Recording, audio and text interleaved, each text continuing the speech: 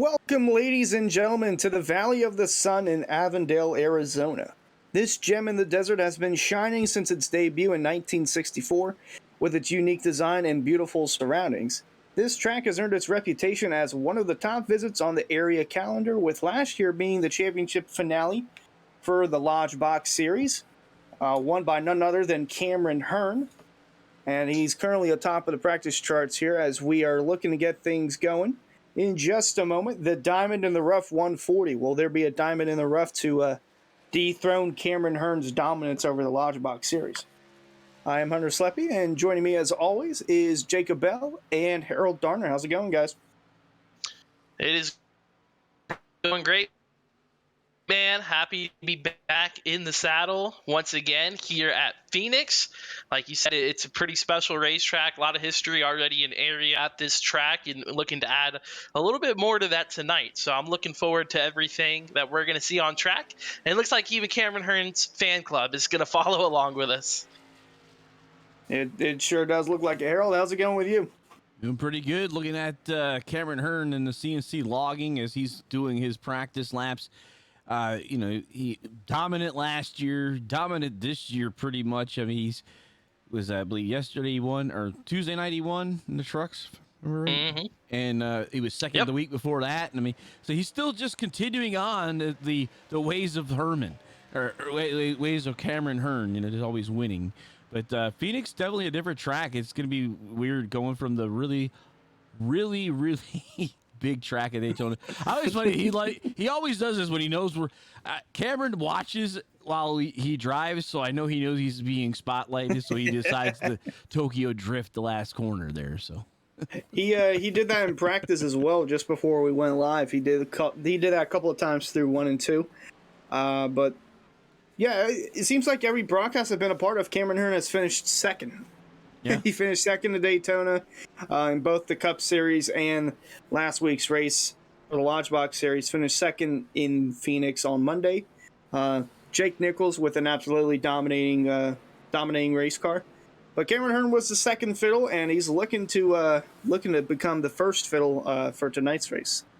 It's actually I was going to say our top three of Cameron Hearn, Shane Therian, last week's winner, and Alan Elwood. They will all be making their 22nd Lodgebox Series start, which is the most in the history of this series. So those three making a little bit of history tonight, Jake. Yeah, I was going to touch on, you talked about Monday night's race where we saw Jake Nichols go to victory lane, and just the chaos that it was with this racetrack. I think we had a league record by a large number with 18 yellow flags on Monday night. So hoping that trend starts to decline a little bit. Last week, obviously, in the Lodgebox Series, saw a decent amount of caution flags there as well, so we're hoping to clean some things up here tonight. We got a pretty good field, and I'm excited to see who's going to be the ones up front duking it out for the victory. Right on cue, we have a wreck. As soon as you say we're hoping to clean some things up. Yeah, we're hoping for a good race. The Truck Series Tuesday night wasn't too bad, but the Cup Series just don't even want to think about it. Just go ahead and get right into it. And we mentioned already Alan Elwood. He's third in practice. He's actually got the best average start with an average start of 4 in the Lodgebox Series. And just a season ago, this was the season finale, he finished 13th in this race. So he's looking to improve on that and to get another strong run going for the season. Yeah, a lot of these guys in practice right now just trying to figure out the best line for qualifying. Phoenix kind of notoriously known as a track that has a way different approach to this reconfiguration than any other racetrack when it comes to qualifying. You'll see a lot of these guys on their warm-up lap put it right up next to the wall in the entrance of turn 3, get it way back down, and then try to shoot down to the apron by the exit of turn 4 and start their lap with a big head of steam, a lot of momentum, and already down low.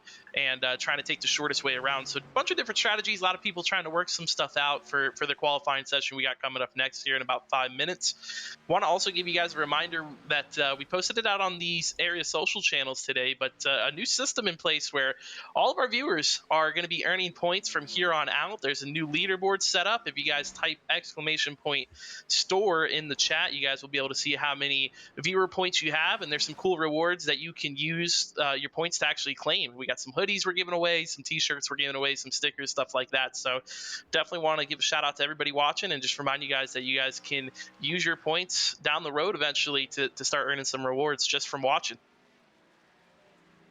I'm looking forward to possibly adding another sticker to my collection, or even another hoodie. I don't have a T-shirt yet, so I might be on the lookout to earning myself one of those here, because love tuning in every week, even when I'm not on the broadcast. I still like to tune in and get a good feel of the racing that it is, and really that's only Tuesday nights for the truck series. But other than that, happy to be a part of Mondays and Thursdays, and pretty sure another driver that's happy to be a part of it is once again Cameron Hearn, because Cameron Hearn almost had the clean sweep the last time we were here when we had all 4 series. Really, the only series that he didn't win in, I believe, was it the ARCA series. He didn't race ARCA. Yes, that's true. He did not race ARCA, Yeah. but he would have had a clean sweep if he raced ARCA, because he won in the Truck League, the Xfinity League, and the Cup League last year at Phoenix. So he knows this track like the back of his hand, really, and kind of reminiscent of Kevin Harvick, just because of how dominant he is. I mean, he is the fastest on our practice chart at the moment. So Jake, will he be able to add a 4th win at this racetrack? You know, honestly, it's probably not the fan favorite answer that everybody wants to hear, but I would say so. I mean, he's fastest in practice. He's got all the momentum on his side. And you mentioned it. He already has 2 truck wins at this track. He won the Lodgebox Series race a season ago. Tonight could mark his 4th victory at Phoenix alone in this league. So it's pretty impressive resume he's already starting to build. But enough of the Cameron Hearn talk, Hunter. We got 27 other guys that we could take a look at here in practice, and by the time it's all done, who knows, maybe one of them, like you said, could be the diamond in the rough that dethrones Cameron Hearn. Yeah, and it could be Danny Ware in the 18. He had a pretty good year last year across the area leagues, and really had a strong car at Phoenix. So he's currently 5th on our practice chart, and we haven't talked too much about him at the beginning of the season. Yeah. Danny Ware, do sign up to the Lodgebox Series, so this will be his first start of the season. But of course, as you mentioned, he did run last season in this series, along with the Cup Series, along with the Truck Series. So he was a pretty busy man racing for Elwood Designs Esports, but making his first start tonight. And he was one of those guys battling with Cameron Hearn. Harold, I believe you were on the broadcast there on Tuesday, where it was pretty much Danny Ware versus Cameron Hearn. And there was some chaos there towards the end of the race. Yeah, a little door to door. And we went back and we looked at it, and it looked like Cameron Hearn, took him by surprise that there was actual contact, and Cameron, trying to stay off the wall, got back into Danny, and Danny met the inside wall. But the one thing we've been seeing all week has been a lot of cautions, definitely something we weren't used to. As I was telling Hunter, we feel like we've been spoiled, from season 1, where we averaged less than, I believe, 2 cautions in each of the series, all 4 of them. That is the Lodgebox Series. It averages only 2 yellows per race, and in last year's race, there was only 1 yellow and 3 cars on the lead lap. And once again, it was a dominating victory from Cameron Hearn. But obviously, I don't expect that same outcome tonight with the way the previous 2 races this week have been. And with like you said, Jake, the large amount of cars in the field, we have almost 30 drivers here. Cameron Hearn, obviously, he's the favorite heading in. Wouldn't surprise me, though, if Shane Therian went back-to-back, especially with his practice speeds. He's 3rd quickest now, but look at how close those lap times are in the top 5. Yeah, close lap times really through a large majority of the field as well. When you look from Cameron Hearn all the way back to 9th place of Richard Thomas, just about a 10th and a half separate those top 9 drivers. And you mentioned the closeness at the top between Hearn, Elwood, Theron, Scioli, Danny Ware, Travis Beckner even can throw him in the mix. I think it's going to make for a good race. And you mentioned that last season this race only had 1 yellow flag. I hope that's the trend tonight. But like you mentioned, man, based off what we saw this week, I'm not sure how accurate that'll be. Yeah, and another driver who I would also keep an eye on is the number 54 of Colin Fambro. After what happened last week in Daytona, very unfortunate. He was running third. He still has race winning speed, I believe, in that number 54. He's seventh on the board right now, but I feel like he has a little bit of vengeance after what happened last week, and I feel like he might take his frustration out on possibly getting a victory here in Phoenix. Yeah, when you look at drivers in this league that have yet to score a victory in area, Colin Fambro's got to be one of the names on the top of that list that are just knocking on the door. And you know what's going to happen, right? It's just a matter of time. That 54 has a lot of speed here in the Lodgebox series, the Truck series on Tuesday nights. You see him up front quite a bit there as well. You know that first career win is just right around the corner, and who knows? Like you said, it could be tonight. Yeah, and we will see where he lines up along with the other 27 drivers in our 10-minute qualifying session. These drivers will have 2 laps to put down their fastest time, and take a look at our weather presented by Lottie'sTravelWorld.com. Clear skies in the desert here in Arizona, 70 degrees in the air, 73 on the track, humidity at a low 24%, with winds from the northeast at 3 miles an hour. And like we mentioned, we are in Arizona, but the scenes around the racetrack are just they're unbelievable. Pretty cool to be out in the desert, quite literally, here at Phoenix. And you mentioned that weather report from Lottie'sTravelWorld.com. That'll be something that a lot of these drivers in this qualifying session are going to be looking out for. I mean, even if it drops 1 degree in track temp, maybe 2 degrees, that makes a big difference in lap time. So I expect to see a lot of people trying to wait till the end of the qualifying session to make their laps, but it looks like we got some takers right now. Yeah, one of them is Rick Christensen. I would have thought the track temp would be a little hotter because we're in the desert. It's set up as April. It's April 7th, so. Yeah, it's set to current day, so whatever day we race on an area, let's say we race today, April 7th, that's going to be what the in-sim date is going to be, as we have some lap times coming across. Looks like Ed Robertson's going to score the provisional pole. Actually, not for long. Rick Christensen's going to take it away. Rick Christensen destroyed that lap, and he destroyed his second lap as well, hitting that inside wall, so that will be a one and done for him. So we see the number 02 of Eli Green looking to improve on his second lap, which we could see as he crosses the stripe, and he does a 27.182, just 3/100ths off of the lap time that Christensen put down. Yeah, we didn't get to touch on, but the track record here in area in this series was a 27.160 set by Cameron Hearn just a season ago. And already, lap 1 for Rick Christensen, he is going to have the current track record by 9/1000ths of a second over what Cameron Hearn ran a season ago. Well, we'll see what the number 11 of Joe Hassert can do, part of Team Transcendent along with Eli Green. So looking to bring some more speed for that team as he comes off turn 4 and will cross the start-finish line. Going to start his first lap. Yeah, we didn't get to see Joe last week at Daytona, so he's making his debut for Transcendent Motorsports here tonight. And, I see him over in the Lionheart Racing Series, racing a lot of Indy cars. Oh, looks like he's actually going to go sideways there out of turn 2 on lap 1, but definitely cool to see Joe hopping over in some stock cars with us. And now we see the 24 of Zach Swicegood, one of the better names literally in the field.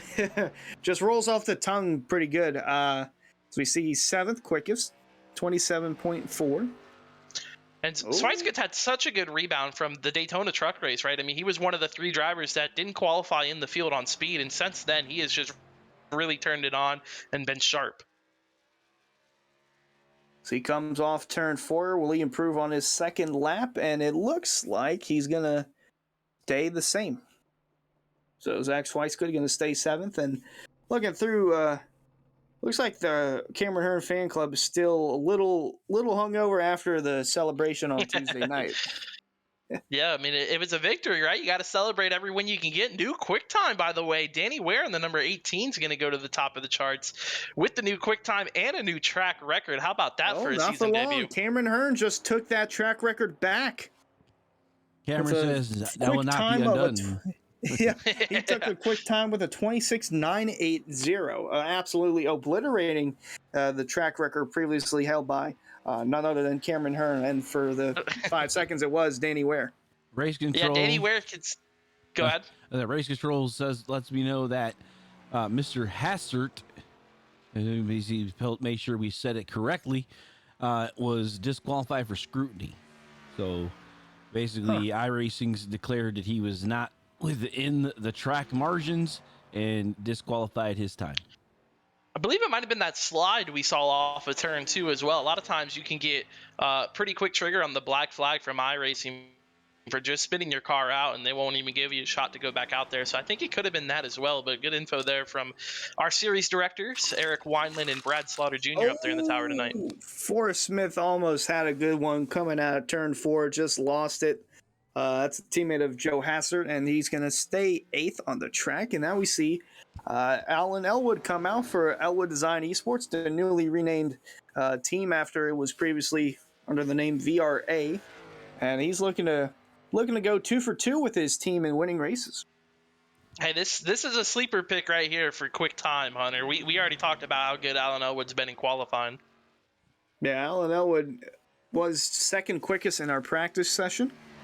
And we'll see if he can translate that time, or transition that time, if you will, into qualifying. It's going to be hard to do what Cameron Hearn did. I mean, he's the only one that I've seen run in the 26 seconds. He was close to doing it in practice. He had a 27.004, but he's definitely proven that it is possible to run into the 26-second mark. Looks like Elwood's setting up for a fast second lap here as he comes to complete lap number 1. Yep, 16th quickest on his first lap.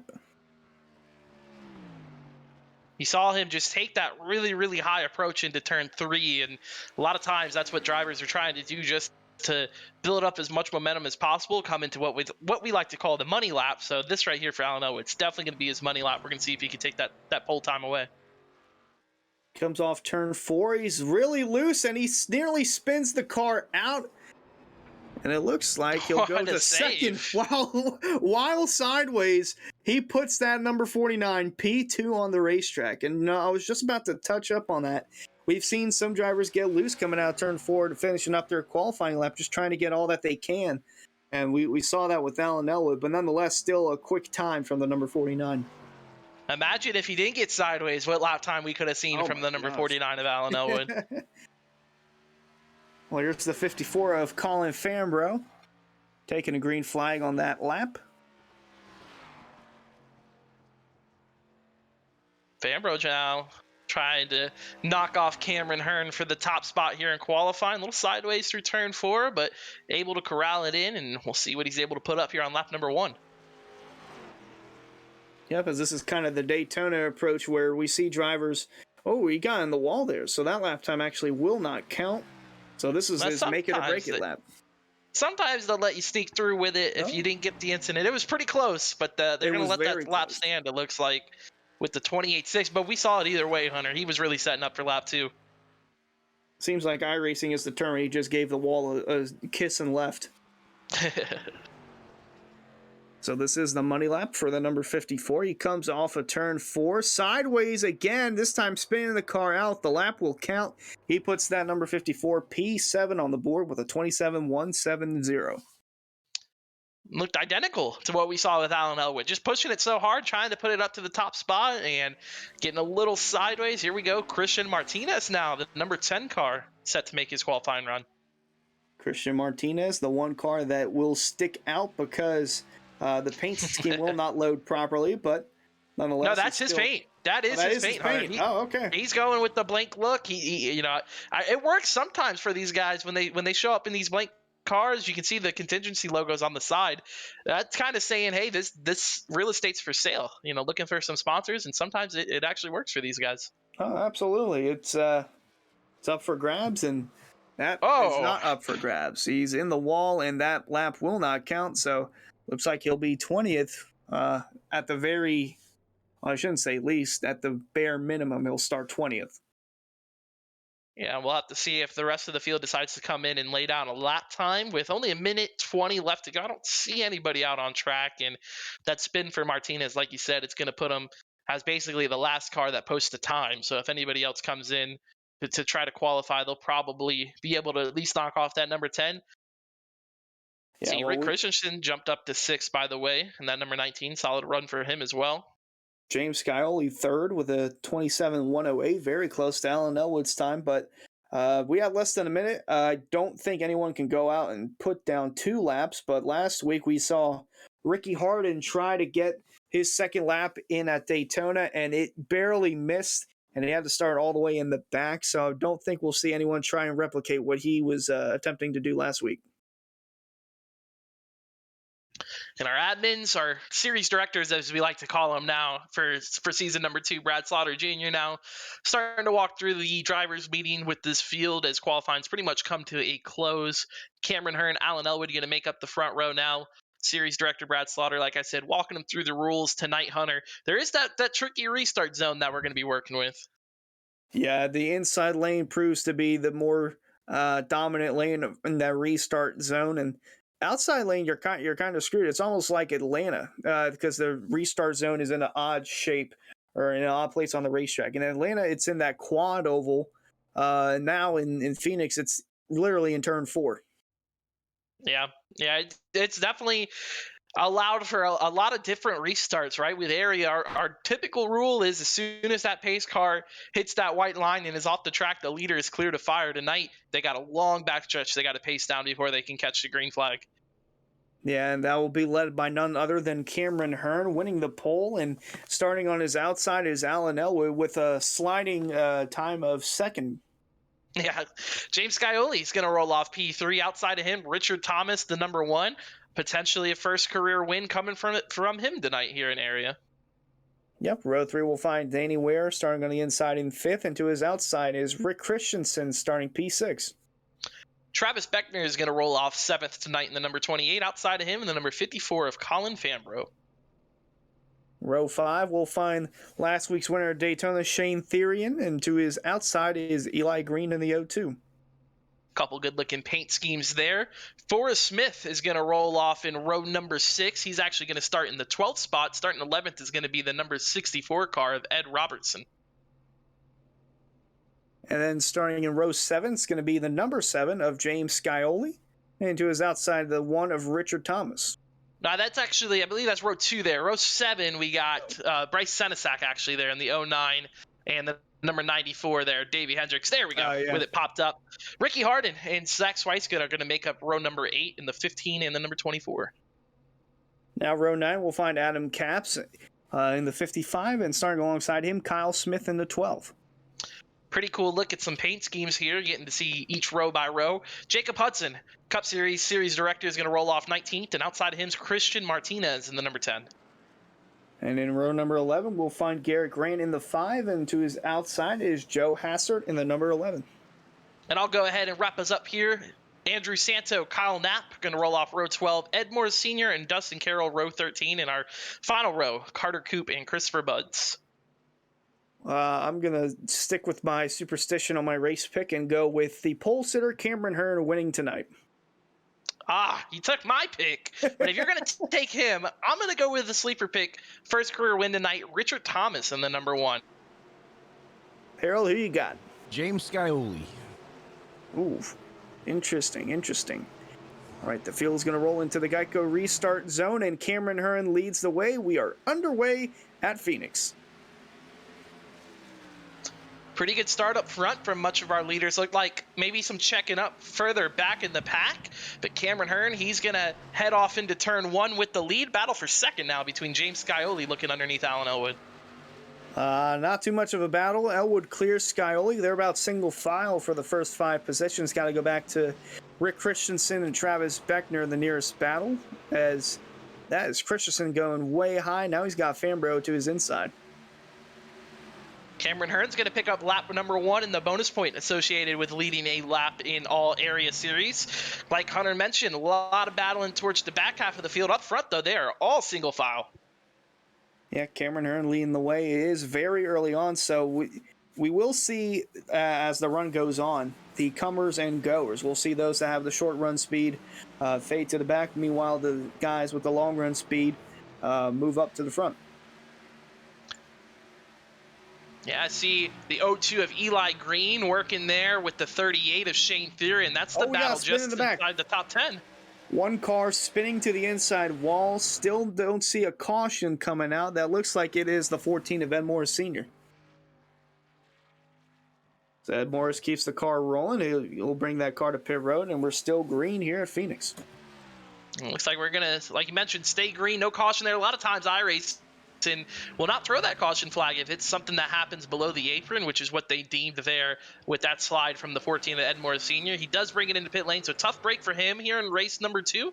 But up front, Cameron Hearn continuing to show the way. Alan Elwood, James Scioli, Richard Thomas, and Danny Ware rounding out the top 5. I'll say last week we saw at Daytona there was a 4-car wreck on the backstretch, but because it happened with those cars spinning below the double yellow line into the inside wall, it did not trigger a caution. Yeah, I'll tell you what, Hunter, I've been watching the number 38 of Shane Thier, and he started this race in the 9th position, and he's pretty much been side by side since then. He had to battle with Eli Green. He's had to battle with Rick Christensen. There he was looking underneath the number 54, Colin Fambro. Fambro's actually going to take that position away from Shane Thier as they start to single file out, battle a little bit behind them between Bryce Senesac in the 09 and the 02 of Eli Green. Yep, they're swapping that 10th position. So that's Green on the outside and the 09 of Senesac on the bottom. But now Fambro and Therian still going at it for the 7th spot. Looks like Shane's got a really fast car. I know we're early on in this race right now, but what I'm seeing out of this 38, he's able to make a lot of moves, able to utilize a lot of different parts of the racetrack, and he's making it work so far. So we'll have to keep in mind for our Daytona winner, Hunter. He might have been a sleeper pick that we all missed. He might have been. You never know.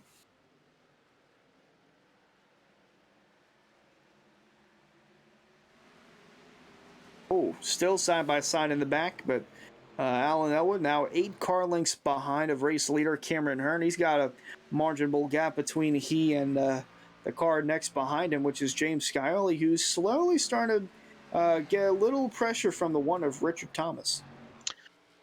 How about this, Hunter? So far, biggest mover of the race, or one of the biggest movers, I should say, is the number 15 of Ricky Harden. He actually started all the way back in the 15th position. He's working now on a top 10 pass with the number 09 and the 02 just in front of him, and that Roderick Racing Development's number 15 Toyota Supra. He's looking pretty good. He's got Ed Robertson right behind him. That 02 still battling with the 09. Man, there's a lot of action going around all around this racetrack as we stay green working lap number 9. Yeah, I was going to say, if they keep battling, he might as well just swoop him down on the dog leg here. As looks like that's the 10 of Christian Martinez off the pace, it seems like. Might have gone a little loose or spun out, but he's keeping his car going, and we are still green here at Phoenix, completing lap number 9 on lap 10 now. Yeah, it looked like Martinez got a little loose a few laps back, working off of turn number 4 there, which is exactly what we saw in qualifying, right? With a lot of these guys that even qualified up front, we still saw them sliding off of turn 4, so that's why he lost a little bit of track position there, but no caution, like we mentioned, still working green flag here. Coming to lap 11, Cameron Hearn out front. Looks like Alan Elwood maybe starting to close up just a little bit, but still a sizable gap for our race leader. I'm going to say, even during the race, I've seen a couple of drivers who looked like they're about to smack the wall in turn 4 on their corner exit, but that's just the product of the new racing that we have with this reconfiguration. It was reconfigured after the 2018 spring race, and the first look that we got of this current layout is the fall of 2018. It was won by none other than Kyle Busch in the Cup Series. Look at Hunter with the NASCAR facts, throwing it out there, laying it down on us. I like it. Picasso, I like it. But starting to see a little bit of a group form up around, feels like the same group of drivers we've been talking about all race. Travis Beckner, Colin Fambro, Shane Thier, and just outside the top 5. Looked like for a moment we were going to see them closing up there. You see that on your screen right now, the 02 of Eli Green with a separate pack just inside the top 10, or just around the top 10, we'll say, with Bryce Senesac running P10 right in front of him. But looks like a lot of cars trying to settle out where they think they should be running here with this green flag run here to start the race. Ricky Harden, the 15, looking down low again, all the way down on the apron. He might be coming to pit road. Yeah, I was going to say, he's actually coming down pit road. Not sure as to why, but unscheduled pit stop for the number 15. He is bringing it down pit lane. We'll try to update you guys when we get some more information there. definitely going to be a little bit of a sigh of relief for Eli Green and Bryce Senesek, because he was all over those two drivers for the last handful of laps. Yeah, definitely relieve some of the pressure off of, I'd say, Eli Green more than Bryce Senesek. It just adds more pressure now to Senesek to keep that 0-2 behind him. Ricky Harden's actually retired from the race already, so maybe something going on with that race car or some other obligations he's got to get to, but he is going to be done for the night, and he'll get scored in the 27th position at the moment, but Ed Morris Sr. in 28, he is back out on track, so he will probably eventually get around him with about 10 more laps here under green. The 10 of Christian Martinez has also gone a lap down, so he is looking to be the first driver to get his lap back. If caution were to come out, he'd be the lucky dog. Yeah, just outside of Danny Ware. He's got Travis Beckner now coming around him as well with the 54 Colin Fambro. It's going to be a 3-wide pass on the lap truck car, the number 10. Yeah, he's up in the wall, trying to do his best to give these guys as much room as possible. Looks like they're going to be able to pass him down low. Here comes Rick Christensen down the number 19, but tough start to the race for Christian Martinez. Yeah, but he is staying out of harm's way, it seems like, and that's the good thing, especially after last week. You don't want lap traffic skewing the race or finish in any way, shape, or form. We almost saw that with the finish because there was a pack of about 5 cars or so, and then Cameron Hearn. It was Cameron Hearn versus Elwood Design Esports, because they were all in that pack, and right at the very end, coming up to the checkered flag, they were catching a group of cars that were around 10th through 14th, and it nearly resulted in a wacky finish. It was still a little bit of chaos nonetheless, but I just want lap traffic to stay out of the way as much as possible. Yeah, the screenshot of the finish looks great, but when you realize the front 3 are actually lap cars, it doesn't look so pretty anymore. Yeah, I didn't know if they would catch them at the very end, but right at the finish line they did. But yeah, the 10 staying out of the way as we're skimming through the field here. We got the 28 of Travis Beckner now falling back to 7th. Fambro up to P6. And Beckner's actually got some attack from behind from Shane Theory in last week's winner. Yeah, that battle's starting to shape up. Like we mentioned, Colin Fambro has had a pretty stellar run so far tonight, up inside the top 10. Now he's up to 6, actually, moving up a couple spots. Top 5 has not changed since the drop of the green flag. It's Hearn, Elwood, Skyoli, Thomas, and Ware. Oh, no, that Beckner was blinking in and out. I thought we had someone come down pit road, but it was just him blinking in. Yeah, no, some connection issues there. Actually, race control series assistant director Eric Wineland is actually going to chime in and mention that to Travis Beckner, exactly what you just saw there, Hunter. Yeah, because I saw someone go from the top 10 all the way down to 15th and then just kept blinking.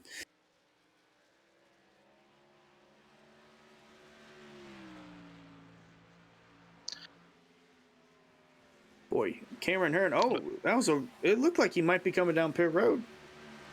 At number 67. He is. No, 67 staying out on the racetrack. Yeah. Was he taking a wacky line through 1 and 2? Is that what you were saying? Oh, yeah, he was way down low. I didn't know if he was coming down pit road or not. It was just... yeah, that's a... I don't know if it's just him toying with Alan Elwood, who's right behind him, but we saw him take the wacky line. It was kind of like that, but like 2 lanes lower. Yeah, he's using the apron of the racetrack. I don't know if he's using it, like you said, to try to toy with the second place driver, Alan Elwood, or if he's using it because he's seeing an advantage down there. But the lap times, Hunter, I will say, do not think that's the quick way around. No, it might be the fun way around, but it's not the quick way around. That's actually, I believe he's using the Newman line from back in 2014. In order to advance to the championship for just absolutely sending it, putting Larson in the wall, and almost winning the championship. So that was almost a championship-winning move from Ryan Newman, but seems like that's the lane he was using just a couple laps ago. So we're looking through. We don't only have a battle on the track between Cameron Hearn and Danny Ware, but we have a battle in the chat, the Cameron Hearn fan club and the Danny Ware fan page. There we go. Seeing a battle there, yeah, 13th there. It's going to be Davey Hendricks down low in the number 94, working around the 84 there of Forrest Smith. That's a battle that looks like Davey Hendricks is going to win as he sets his sight now on 12th place running driver of Eli Green there in the number 02. Yeah, Davey Hendricks was last year's Area 500 winner. And once again, another fashion beating Cameron Hearn, making a move coming out of turn 4. Davey Hendricks was also the Cup Series regular season champion, and was pretty much set up for a stellar playoff run in the Cup Series until he actually fractured his foot, and that put an end to his playoff run. So, what could have been for Davey Hendricks last season in the Cup season? Yeah, but now he's dipping his toes in the Lodgebox Series and currently running in the 13th spot. We're running on board here with the 54 of Colin Fambrough, who's looking to change the top 5 running order since the drop of the green flag. We have not seen a position move inside that top 5. Yeah, and he's looking underneath Danny Ware, but man, is it hard to pass here at Phoenix, especially in these Xfinity Series cars. Just not a lot of passing opportunities. If you try to work the bottom, they're just going to be able to roll around you on the top. If you try to get to the top, they're going to be able to drive it in deeper than you on the bottom. So Fambrough's going to have to try to find a way to build up that momentum in the 54 and just attack at the right time so he's able to clear Danny Ware before they exit the corner. Now, there is no rosin or reason or PJ1, whatever you want to call it, on the outside groove like there is in real life Phoenix, but we are seeing a good bit of drivers using that outside groove through the turn, as actually we got Carter Coop pulling in the pit road with a good bit of damage. Yeah, that damage actually started on the start of the race when he came down to get the green flag. It was between him and Ed Morris Sr. I'm not sure exactly what happened, if it was Ed Morris Sr. checking up or if it was Carter Coop driving in there, but Ed Morris Sr. got the bump from Carter Coop, and it gave him a lot of damage, and it looks like that engine finally let go. Actually, the 12 of Kyle Smith is also in pit road. So we got a good bit of drivers down pit road. Only one that's officially retired, and that's Ricky Harden. A good bit that are 1 lap down or multiple laps down. 2 that are on pit lane, those being Coop and Smith, with now the number 22 car of Jacob Hudson being the free pass position car. Believe this is going to be just a 4-tire stop for Kyle Smith. I'm waiting to see if he actually leaves his pit box. Looks like he's actually going to stay on pit road here for a little extended amount of time. So we'll see if he gets back out on track. You mentioned Jacob Hudson right now getting lapped by the rest of the field, as he is in the free pass position currently. Cameron Hearn increasing that lead now to 1.3 seconds over Alan Elwood. And James Connolly still running in third. Fourth is Richard Thomas. And fifth is still a close battle between the 18 of Danny Ware and the 54 of Colin Fambrough.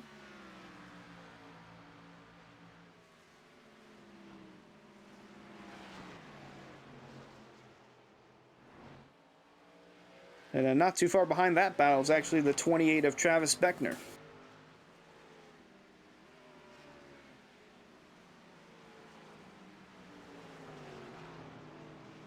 Looks like Cameron Hearns is putting down a pretty impressive pace right now around this racetrack. He's down to 22 on the lead lap. He's actually setting his sights now on the number 14 of Edmore Sr., but we saw that earlier contact that brought the number 14 down pit lane. So he is multiple laps down as Cameron Hearns now working around him. See the battle on your screen, though, between Danny Ware and Colin Fambrough, still going after each other for the 5th spot. Yeah, it seems like Fambrough is just waiting for Green to make Danny Ware. He's waiting for Danny Ware to make a mistake, or to, basically just to make a mistake and then capitalize on the move. Because we're seeing him use that bottom line entering the corner, but that top that Danny Ware is using gets that run off. Although he did get a little loose that time by, and there's the 12 of Kyle Smith coming out pit road. Cameron Hearns got a bunch of lap cars around him. He just got around the 14 of Ed Morris Sr., then he got around the number 10 of Christian Martinez, sets his sight on the 13 of Christopher Buds, who's actually racing with Andrew Santo there on the number 6. Those two drivers are their final cars on the lead lap as Cameron Hearn is just hunting them down, and like I said, Hunter, putting down a very impressive pace here as we work lap number 34 of this race. Now, see, let's ride in car with him for one lap just to see what the 67 is doing. And also how he's getting around all this lap traffic.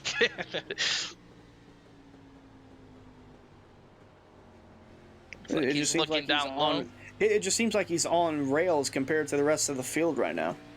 He's doing a really good job in turns 1 and 2, I feel like, is where you can really see it. As he's going to enter turn 3 here. He's going to actually shoot below the 13 to Christopher Buds, put him 1 lap down. He's working the inside lane. He's going to get a good drive off. But watch the way he's able to wrap this yellow line in turn 1 and 2 here, Hunter. It's pretty impressive.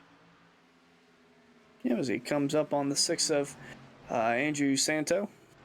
Going to drive it in way deep that time. Oh, and Harold, looks like Santo fixed that. He sure did. He fixed it on the left side. he had the flag upside down on the driver's side door. And just so people understand the why that happens is you create these cars. The template is a single sheet of paper basically, and the car is flattened, and so the driver's side door is actually upside down. So if looking at it, it looked correct, but then when it was put on the car, it flipped it over. Yeah. But nonetheless, he's gotten it fixed and still running strong. Although he is the first car 1 lap down, if a caution were to come out now, he would obtain that lucky dog free pass. Right. I mean, he's not clear from that. I would say Christopher Buds there in the 13 is right on his bumper for it. So one little mistake and maybe he gets to that free pass position. Alan Elwood, James Scioli running 2nd and 3rd. They're going to be the next drivers to put these guys 1 lap down. But looking through the field, it looks like the 54 was finally able to work his way around Danny Ware for that 5th spot. Yeah, Danny Ware still within arm's reach of that 5th spot. Still trying to get that back as they approach the lap car of Ed Morris Sr. and cut through the dog leg.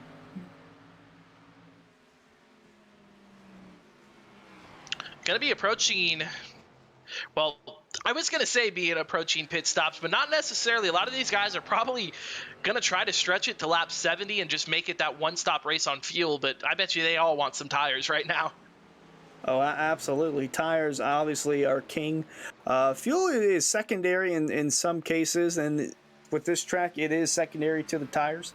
Well, I don't know. I honestly, Hunter, I think the fuel might be more important than the tires here tonight, because if you can make it on one stop, you would save a lot of time on pit road than coming down twice. But we honestly haven't been in a position yet to really see that this season. So you might be right. I might be right. I don't know. I'll say I have here fuel run looking at 75 to 80 laps. Could be wrong. Could be a little less. Could be a little more. But as long as they can make it to lap 70, that halfway lap, they know they'd be good to make it to the end. So I'd imagine that's what a lot of these guys are shooting for. Now, like you said, does it happen? We'll have to wait and see. And maybe some people just elect to come down pit road twice because they would prefer the tires, like you alluded to, versus just the fuel run. So a lot of strategy decisions probably being made right now amongst these teams. Oh, someone just went all the way down low. That was, I believe that was Travis Beckner. Look at this battle. Shane Theron, back bumper. He's got Rick Christensen in the 19, the 64 of Ed Robertson as they go side by side. And then he's got lap traffic in front of him that he's going to have to negotiate around. He's going to do so easily, as now the 19 of Christensen looking to pull forward with a solid run so far. Yep, 8th, 9th, and 10th all in that picture. And then just behind Ed Morris Sr., you got 11th and 12th there. So all these guys within range of each other. Well, I won't try to jinx anything, but we do kind of have to talk about the cautions at this point, right? I mean, 43 laps so far green. This has got to be the longest green flag stretch of laps we've seen all season, I would believe, right? I would say all week. Yeah, all week for sure. Well, all season. We did have that green flag run in Tuesday night in the truck race. That was probably around 45 laps or so. Yeah. But the way things are looking right now, Harold, it's looking like we might be in for a long green flag race. That'd be good. I mean, we need it. Is we've had drivers talk about what happened from season 1. So this is something we saw from season 1. And I did like the competition between Xfinity and the Cup Series, where they were kind of trying to figure out who is more king about caution-free racing. So the Xfinity, I think, actually, Hunter, you looked up all the stats. I believe it was Xfinity that ended up winning that as far as being the least amount of cautions per race, right? Yeah, looking at around two cautions per race. We're hitting our average tonight, boys. Maybe not. We might be. We might be below the average. Well, we'll see. I mean, hey, They needed the we night still got off. almost 100 laps to go. We still almost got 100 laps to go, so we could see a lot change from now and then. But they needed the night off. He told them to take the night off and recuperate and get back in. And here they are. That was our running joke in Discord, Hunter. After Tuesday night's race, I said, "Hey guys, you guys have done so well so far. I'm gonna give you Wednesday off, but ultimately we have no series scheduled for Wednesday anymore." So that's kind of the real punchline there. I noticed Garrett Grant, Hunter, at the start of this run, that number 5 car you see on your screen, he was all the way back in the 23rd position. Well, 46 laps later, now he's moved inside the top 20. He just moved around that number 4 car of Dustin Carroll and up to P18. And we know Garrett Grant is one of those guys who's really, really excels on the long run, saving his tires and managing his car. But I'm wondering if he gave up maybe a little bit too much track position early on. Looks like he got a little bit of damage on that right side of that racer as well.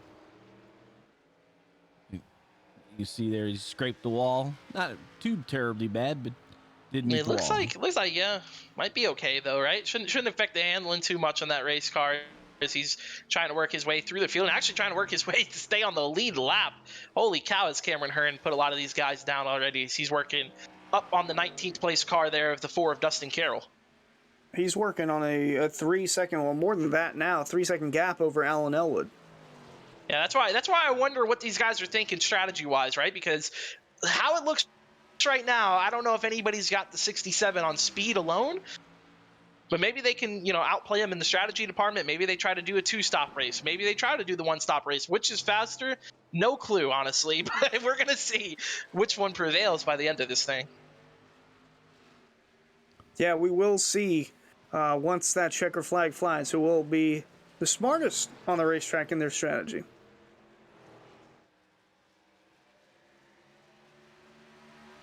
Putting lap 50 now up on the board.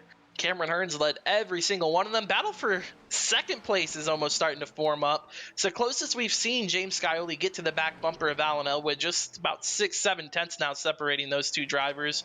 Then another battle going back for 4th. Actually, Fambro's going to take that position away. The 54 just gets around Richard Thomas in the number 1. Swapping. Yeah, they're still side by side. Both of these drivers, Hunter, looking for their first career win ever in area. It could happen tonight. You never know. Right on board with Danny Ware, who's looking at that battle between the 54 and the number 1. Danny did a good job holding off the number 54, Colin Fambro, for about 5-10 laps, but eventually the 54 was able to get around him, and now is working around the number 1 of Richard Thomas. So it looks like the long run speed is there for Fambro, but is it going to be enough? See, he's able to get that bottom rolling, but the outside just it propels so much momentum down the straightaway, or as we like to, as we saw the last couple of weeks, most mentum. Yeah, the most momentum. Shout out to the Bristol Dirt Nationals there that we were watching with the XR Plus. They did a pretty good job covering that event, and we'll be going to Bristol Dirt, Hunter, in just a few days. Yep, just a few days. Next week for real life racing as well for the NASCAR Truck Series and the Cup Series. But Ariel will also be going there, including the Xfinity cars, I believe. No, Xfinity is the one exception. They're going to be racing concrete Bristol, as I was told. I called it asphalt Bristol and got reprimanded. It's concrete Bristol that they're going to be racing on Thursday. But Monday and Tuesday, it's going to be Bristol Dirt with the Elite Entertainment Cup Series and then the CNC Logging Truck Series. So we're in for quite a show. How about Bryce Senesac? Now he's moving around the number 38 there of Shane Deeren. That's a battle just outside the top 10, actually, as both these drivers have fallen back slightly since the start of the green. Yeah, starting to see that long run speed come into play, and it looks like those two just don't quite have it. Seems like the short run speed is there, but the longer the run goes, the worse the car gets for them. That is not the case for Cameron Hearn, though. Cameron Hearn is fast on the short run and the long run. A lot of these other guys just have to choose, right? If you're going to be quick on the long run or the short run, right now Cameron Hearn's got them both locked down. That battle for second, I thought that we saw it up has actually pretty much dissipated at this point. Alan Elton lapped by the number 67 of Cameron Hearn as well, so move him down one lap. Going to ride on board the roof of the number 67, who's led every lap so far. And I haven't seen any pit stops yet, Hunter, which leads me to believe that these guys are banking on the one-stop race, and they're trying to make it to lap 70. I think if they were going to do the two-stop strategy, we had already seen some takers. Caution. And we just have not. Oh, caution's out. Caution is out on the racetrack. So we'll look to see what exactly brought out that yellow. It might have been that, actually, Christian Martinez. And the number 10, let's see what happened here on our one-to-go replay. I have no idea what happened, but we see the 10 on screen. He's racing with the 11, the Joe Hassert. Martinez there in the 10, multiple laps down at this point. Running up there on the number 24, Zach Spice. It looks to me, Hunter, that he's on fresh tires here. Yeah, and the car just gets loose, and he's... Ooh. That is not a good place to be at. Spun around on the racetrack, facing the field, coming at you, coming out of turn 2. It looked like Ed Morris Sr. was the one who just squeezed by on there on that replay, but that caution, first of the night, and that pretty much makes it interesting for Fuel Hunter to the end of this thing, but we see everybody coming down to pit lane. Yeah, that is Fuel Mullins Racing is one of the best. The if I'd have to say, I'd say staple. I really do enjoy the fuel mileage racing. With 75 laps is what we said was the max. These guys, we think from here they're going to split it in half? I think they're going to try to stretch it as we see them coming down here on pit road under caution. We do have the call from race control over that first yellow flag, and let's go ahead and listen into that. Race control issuing EOL for car 10, cause of incident, single car spin. Again, that's Assistant Series Director there, Eric Wineland on the call, Hunter. Looks like the 10 obviously going to be at fault for yellow flag number 1. Yep, pretty clear cut and dry. Got loose in turn 2, spun, hit the inside wall. It could have been worse. Like you said, Ed Morris looks like he just got by. Yeah, thankfully, right? Solo car incident, and the only guy involved was the one who caused it. Curious on the strategy of these lap cars, Hunter. With all the cars that we saw get put a lap down, I was wondering if we were going to see anybody try to stay out and maybe try to take the wave round. Doesn't look like that's going to be the case. Actually, it looks like we might have a few. Yeah, the looks 22 like and the 6. They're wave around. That's what I'm saying. Yeah, they're going to get the wave around, but they're going to be on old tires still. So it's definitely a risky call to try to do it, but they want to get that lap back. It is. Yep. Also wondering there on who got the free pass, if we have an update there. I can't seem to find who it was. It was probably Andrew Santo. No, he's going to be the wave around here. Santo's the tail end of the lead lap. Didn't take tires, and he's going to get a wave around with 1 to go. Forrest Smith then. Yeah, it looks like Forrest Smith, I believe, was the free pass. Wasn't sure 100% if he was lapped by then or not, but... I have to go back and look, but yeah. But yeah, and then the 22 of Jake Hudson, he's on 16 lap tires, couple laps down. He's going to get he's 3 laps down. He's going to get 1 of those back, being waved around that Red Bull car there. So it looks like we'll get the 1 to go signal this time by. We could be on another pace lap. Who knows? This is a short No, this is going to track. be the 1 to go here. Yep, you got it. This is the 1 to go. Presented by 1 to... No, I'm playing. But there you go. They've been waved past the pace car to get themselves all the way around the racetrack and get back in line. And we'll be coming up on our first restart of the race presented by Elite Entertainment. We would like to thank Elite Entertainment for their support of the new Elite Entertainment Cup Series this season. Be sure to check out Elite Entertainment on Facebook and book them to DJ your next event. That is Elite Entertainment. And they've got drivers in tonight's race, and one of them being Cameron Hearn, who's led every single lap. Oh, we're going to get the long backstretch pacing without the pace car before these drivers head down to the restart zone. Need to find a way to put our own sponsor there instead of Geico for the restart zone, Hunter, but I'll let you take it away here. Well, we see Cameron Hearn choosing the bottom. Alan Elwood going to restart on the outside as they go through the Geico restart zone. Looked like it wasn't that bad of a jump for Alan Elwood. Seems like everything was pretty smooth that time by. You know, Jake, close. You had mentioned about the sponsorship. You know, back in the NASCAR 2003 era, we could actually do that.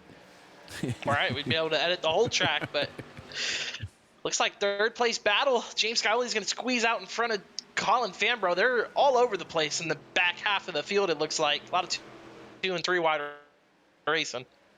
Yeah, the 54 got a little loose there coming out of turn 2, but it wasn't too bad. Still holding on to that 4th spot, but up front, Cameron Hearn still leading the way with Elwood, really running high. Oh, yeah, he sent it down in there. You could see him getting a little sideways. He was carrying so much momentum trying to keep up there with the number 67. I almost fell into it too. Almost fell into the most momentum talk that we were hearing. The most momentum. That's right. I was looking back at Andros Santos, 62 laps, has not yet pitted in that number 6 support Ukraine car in the Toyota.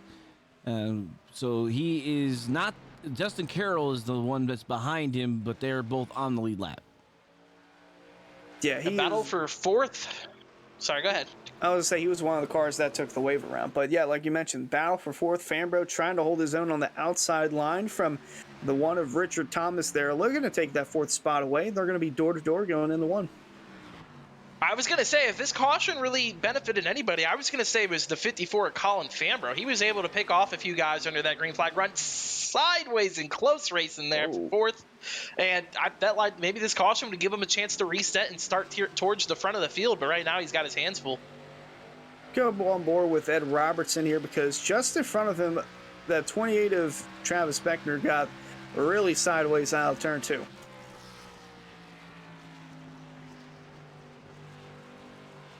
And if you look outside of Ed Robertson right now, it's actually the 18 of Danny Ware. You can't even see it on the onboard shot, but he is actually too wide. And there you see the 18 now starting to pull around on the top side with Eli Green in the O2 up in the top 10. Yeah, Eli Green starting to get the O2 back inside the top 10.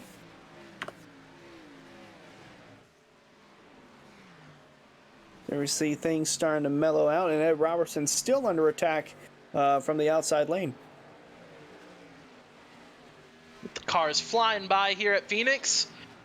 A little bit of a gap now starting to form between Alan Elwood and James Scioli, but, car in the wall in the back. It looks like it's the 11, Joe Hassert. Yep, look like his car is still rolling. Does that Robertson look like he's going to clear his way in front of the O2 of Eli Green, although Eli Green's still going at it. Danny Ware now under attack from Ed Robertson, trying to make his move.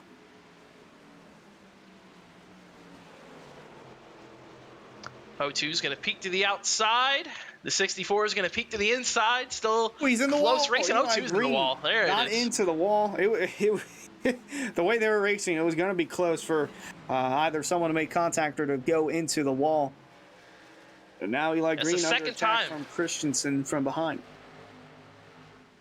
I was going to say, it's the second time tonight I've seen the O2 just barely tap that wall on the exit of turn 4. He's really trying to push it and get that good drive off and running that high. A lot of times you'll just cross that line and get up into the fence. See how close he gets there on the exit of the corner. That time, though, no contact as they start to settle out right outside the top 5.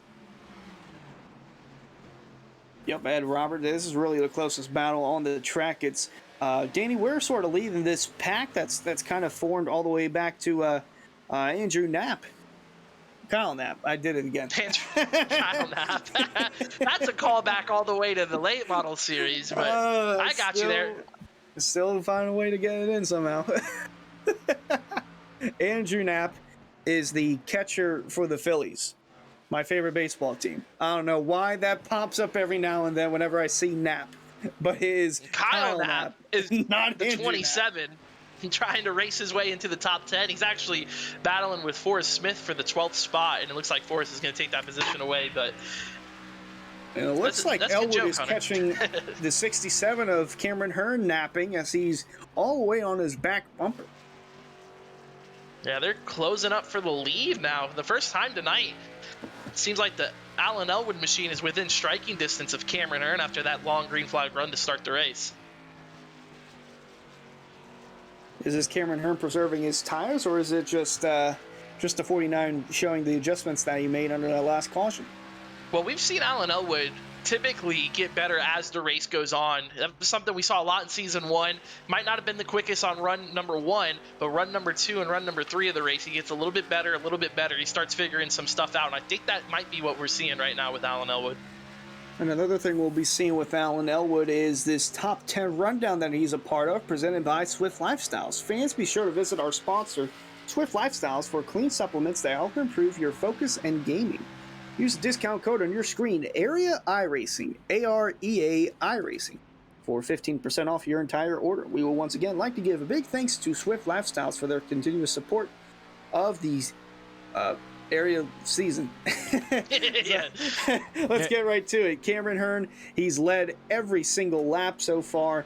Don't know if he's toying with that He's shifting. machine behind him. He's clutching. Oh, he's clutching. Ah, there you go. Saving He's fuel. trying to, saving fuel. He got it there. All the way down to 2,000 RPMs. Yeah, we see that. Well, we don't see it that time by, but we'll see it probably the next time by. He has nonetheless been the fastest car of the race, and the second fastest driver has been right behind him all race long. That is Alan Elwood. Now, we don't know if he's holding in the clutch. He's probably just trying to go after it with Cameron Hearn, but with fuel, it might be a factor here at the very end of it. If this thing goes green, and he's doing the same thing.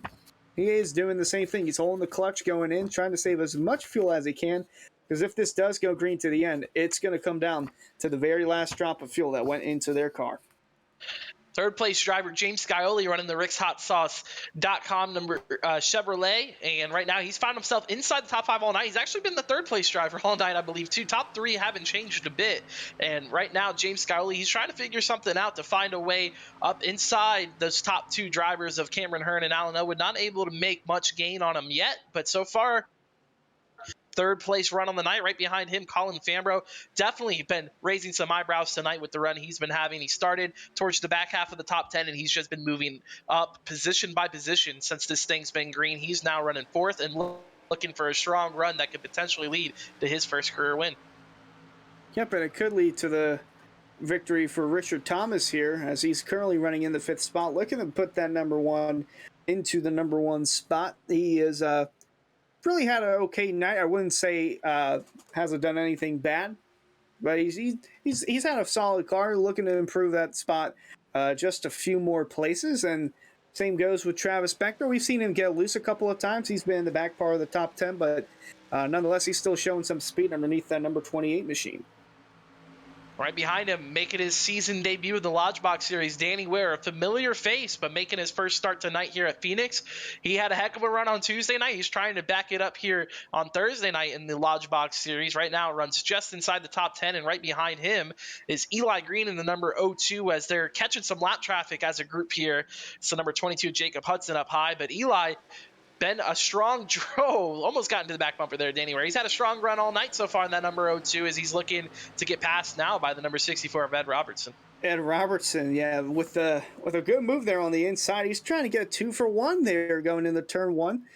He's had a top 10 car, but he's kind of stuck in this a pack of cars, if you will, because it's really been from 7th on back where this close racing is. And there's the number 94 of Davey Hendricks. We haven't talked about him much all season, but he has dropped down to the Xfinity Series, getting his toes wet in the Lodgebox Series, and he's running inside the top 10 now, looking for a strong second half.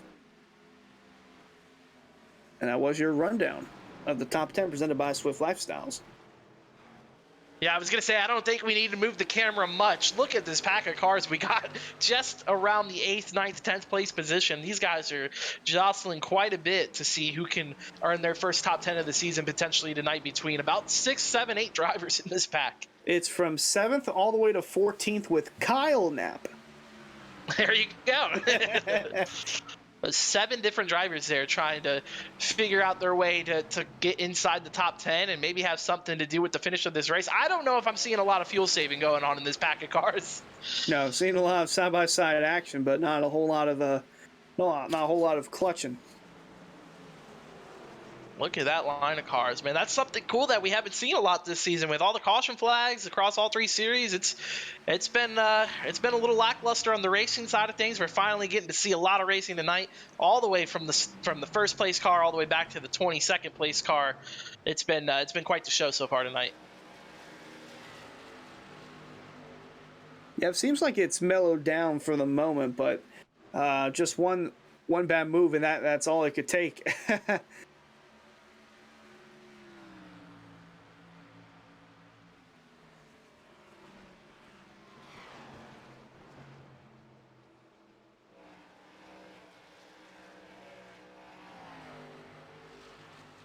So we're getting a good look here at the number 1 of Richard Thomas, still running in the 5th spot. Beckner right behind him, about 7 car lengths back, and Fambro just a few car lengths in front of him.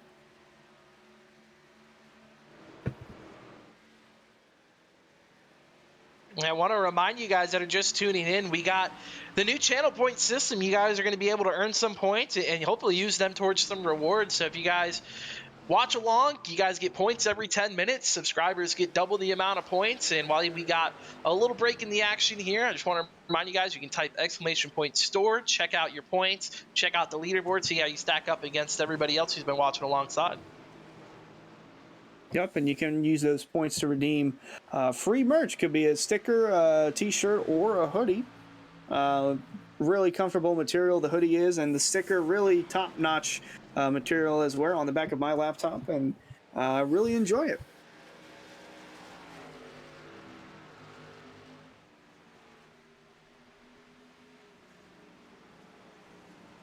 We see, I think Elwood's sort of closing the gap on the leader once again of Cameron Hearn. Down to 3 car lengths now. Yeah, I think fuel's going to be a big question mark tonight, man. That caution coming out on lap 55, it's going to make it really close on fuel. These guys are going to have to try to save it to make it, I think, and we'll have to see how that works out. And Harold brought up a good point. Oh, look at Eli wow. sideways off the turn 2. Oh my gosh. Yeah, that is the definition of sideways right there. That was about as sideways as we've seen all night long, and the O2 did a good job hanging on to it, but he's unfortunately going to lose the spot, it looks like, to Davey Hendricks. Yeah, but it's better to only lose 1 spot than to lose them all. Oh, look at this. First time tonight we see the 7 in the mix, Hunter. And not too far behind the 54 Fambro as well, so things starting to heat up as the battle for the lead continues. Elwood closed up on Hearn, and I think he got the memo that he needed to save some fuel.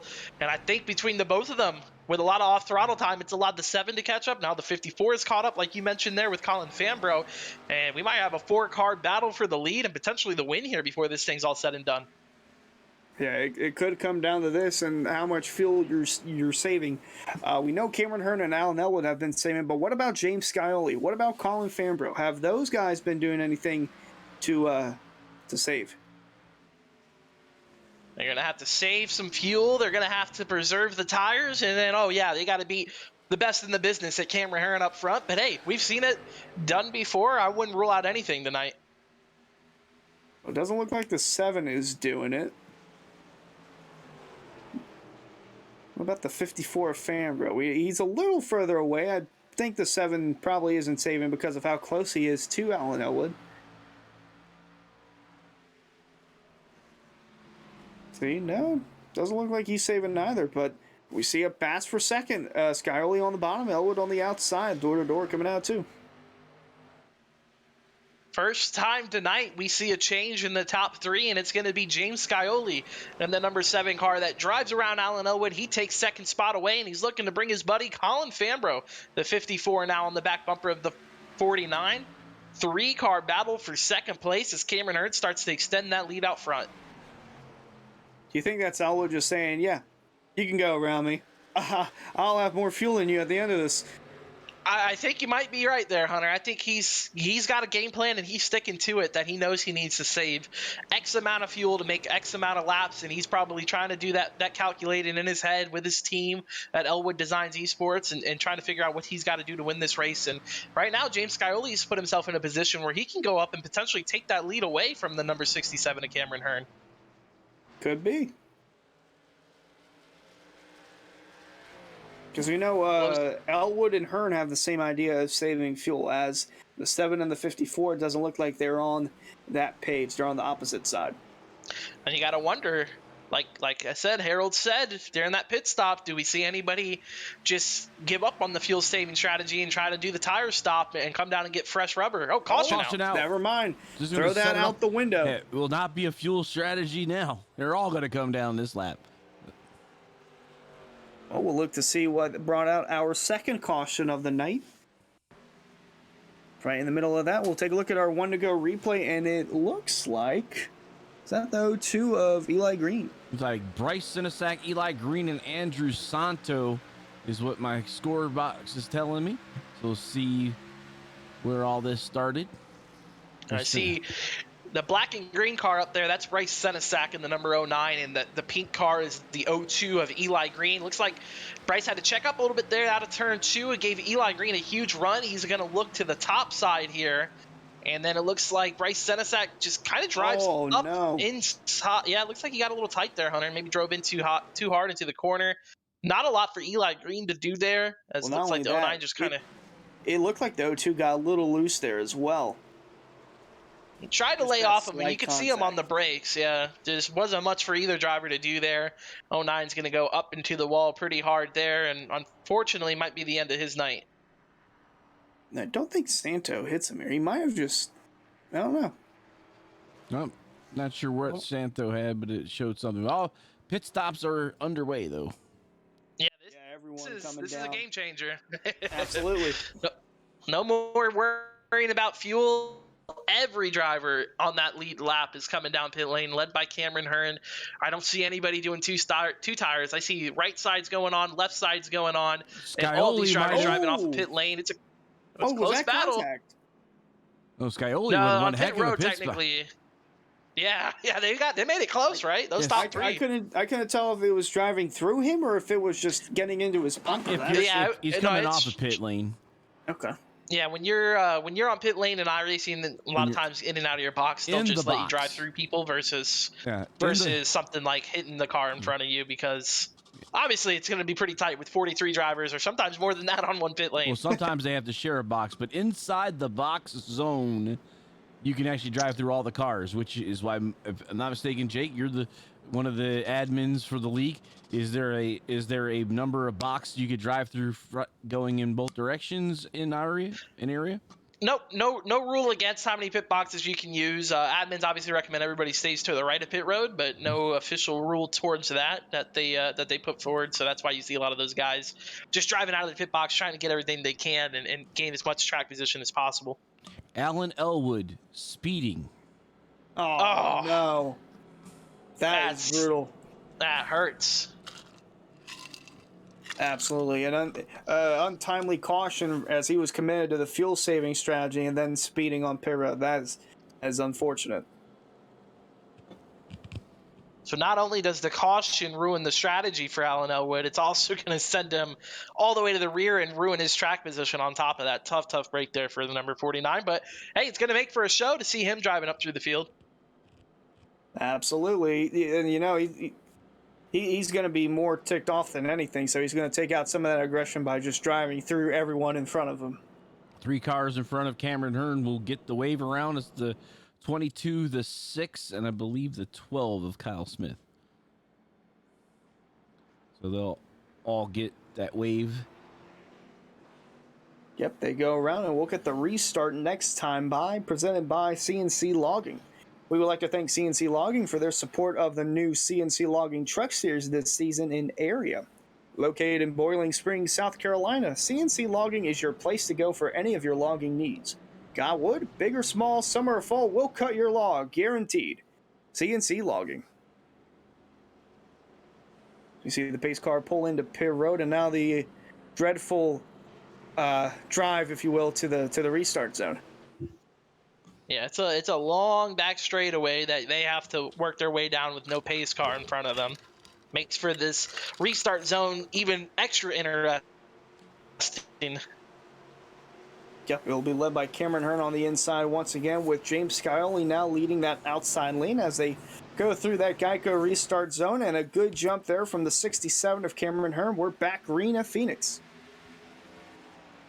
Hearn with a really good launch there on the restart. He's going to be able to clear the second place driver now of James Scioli. Colin Fambro is going to settle into third. Look at Richard Thomas on the top side trying to make the high line work. A really close battle there with Fambro. Looked like he was going to be 3 wide. Oh, we're spinning in the back. Caution's out. Oh, we got more wrecking in the back. It's a massive accident coming out turn 2 down the back stretch. Multiple cars involved. That's going to bring out our third caution of the night. Yeah, I see Kyle Knapp. I see the 19 of Christensen and the number 55 of Adam Capps. A lot of teammates there involved, and we'll have to see exactly what happened that triggered this whole thing. The 19 right here. I saw him spinning in the beginning of the caution time here. I believe he gets a little help. I heard some tire squeal going on, and we'll have to see. Looks like the 19 just gets sideways there. Oh, Shane Theron does a great job checking up to try to avoid him. Oh, Garrett Grant's going to hit the number 19. Jacob Hudson. Bryce Senesac. I don't know if Alan Elwood might have gotten a little bit of damage from that. We'll have to see Elwood, and we'll also have to see the 55 of Adam Capps, see exactly what happened between those drivers. Yeah, because I saw the 55 spinning in front of this.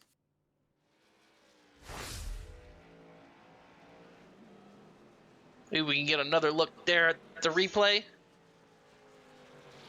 Is he's on pit road, so he might have gone a bit. Oh, yeah. Oh, no, man. Boy, tough break for Alan Elwood. It goes from bad to worse for that 49. Saw he was in the middle. Didn't know if he got through or got any damage in that, and it looks like he did. So there's the 55, Adam Capps. He's tore up as well.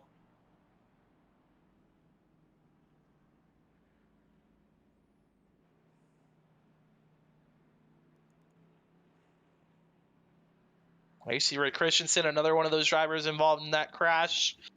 Right there in the restart, actually, it looked like Christensen was the one that really triggered everything. He was the one that got sideways, and the 38 of Shane Theron got on the brakes as hard as he could to try to avoid him. He actually might have done so. Not 100% sure if I see any more damage on that car or not. So, heck of a job by a lot of those drivers missing that one. Well, we are over our average of yellows for this series. Oh, yeah. They started stacking up real quick on us. Yeah. And, you know, as they say, cautions breed cautions, and it could be a sign of what we're seeing right now.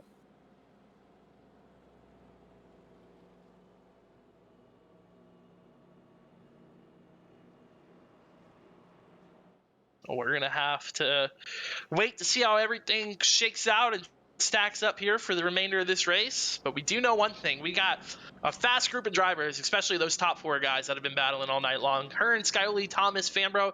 Really want to throw Elwood in that mix, but right now it looks like he's got some damage that he's fixing on pit road. Well, not Fambro, excuse me. Elwood was up there literally second place for the entire night, and then the second caution came out and just untimely penalty just goes from bad to worse. And we've seen that happen in real life racing in plenty of the NASCAR series, whether it's Trucks, Xfinity, or Cup, where you can have a really fast car, then you have one bad break, a speeding penalty, equipment over the box. Then you're sent to the back, and then immediately right afterwards, you're caught up in an incident, and it's just really unfortunate to see that happen to Alan Elwood.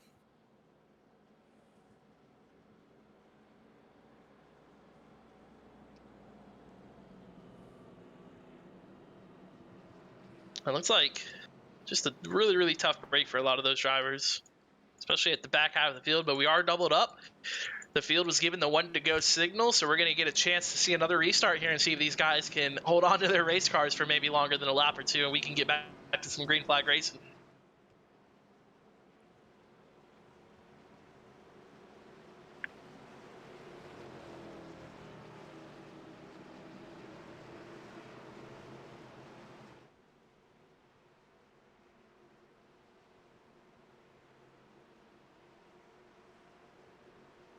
So 67, Cameron Hearn, he's going to elect to restart on the inside line once again. Outside of him is going to be James Scioli. They're going to make up the front row as they head to the restart zone. He'll got 19 drivers on the lead lap, and we're back underway. Yeah, Cameron Hearn leading the way. Good jump there.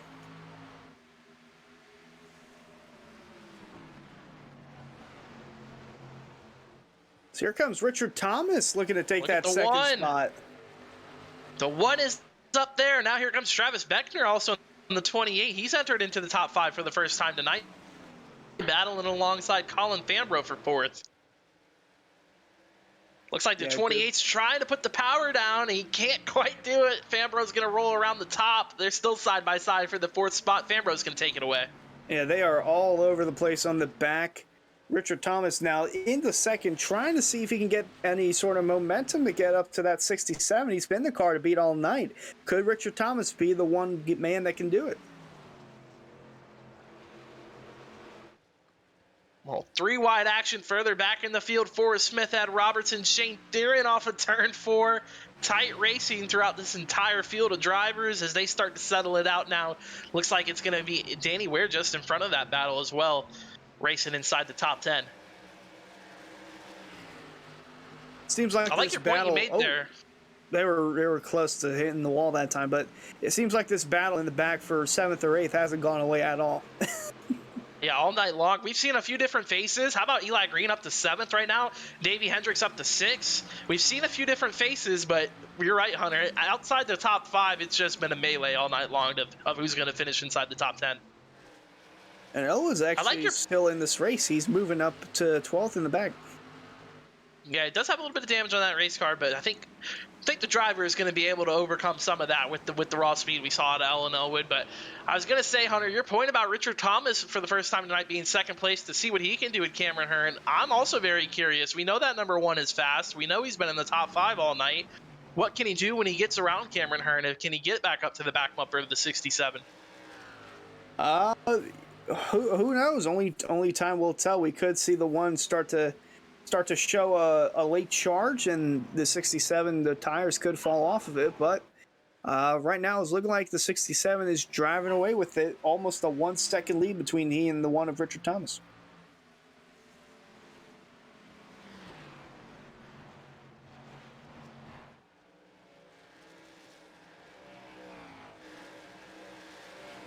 Boy, close battling in the back there. That's the 28 of Beckner trying to get the spot back from Shane Theron, 7th.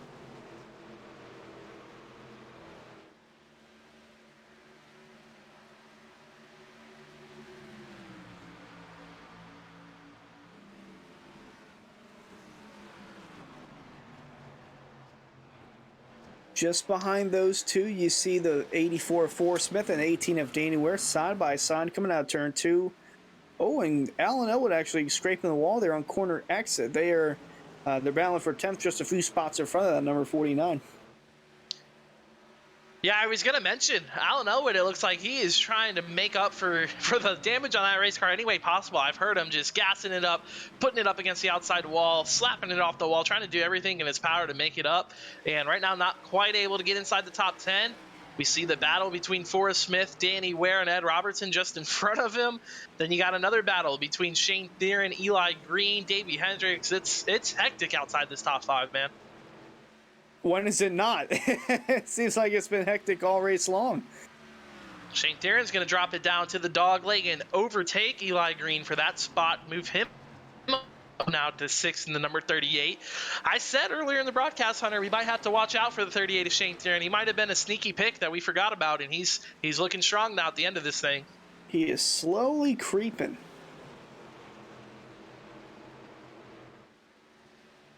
But today, thank Rowdy Birds. That's our favorite Gary Lewis that showed up. He's saying, "Hey guys." I don't have his picture loaded What's up. up? I got to though. You know, his Buccaneer photo now. What's up to Gary Lewis out there? Appreciate you tuning in there, Gary. Everybody else that's been watching alongside with us tonight for 112 laps in of this 140 lap race, getting down to the end of this thing. Yeah, it's been all Cameron Hearn leading the way, but not without some action going on. Had 3 cautions. The most recent one involved in a massive crash coming out of turn 2 and down the backstretch, and it included the number 49 of Alan Elwood, who just the previous caution came down, pitted with the rest of the field, had a speeding penalty. He was basically the second fastest car all night long, and then he was caught up in that most recent caution, and really he's been back in the 12th spot just trying to hold on to what he's got. But Other than that, it's been the 67 of Cameron Hearn dominating the field. Yeah, he put down an impressive pace. We had a 55-lap green flag run to start the race, and he got all the way up to, I believe, only 18 cars left on the lead lap before the first caution flag came out tonight. So he's put together an impressive run so far tonight, but a lot can happen in these final 25 laps or so before it's all said and done. And right now he's working the lap car there. It's the 55 of Adam Capps, who was involved in our most recent caution. Excuse me, it's actually the 09 of Bryce Senesac. Adam Capps just behind him. Now, if we get another late caution, do we see some of the leaders come down pit road, or do we just see them hold on to what they got and stay out? Oh man, well, we saw it would basically be opposite of whatever Cameron does. Yeah, I mean, we saw everybody come down twice for the most part so far, so we know they got one tire set left in pit lane, but I agree with you, Harold. I think if Cameron pits, everybody else might try to stay out. If he comes down and doesn't decide to pit, everybody else is probably going to come in and get fresh tires. I agree. You got to try to do something that offset the strategy to try to beat him tonight.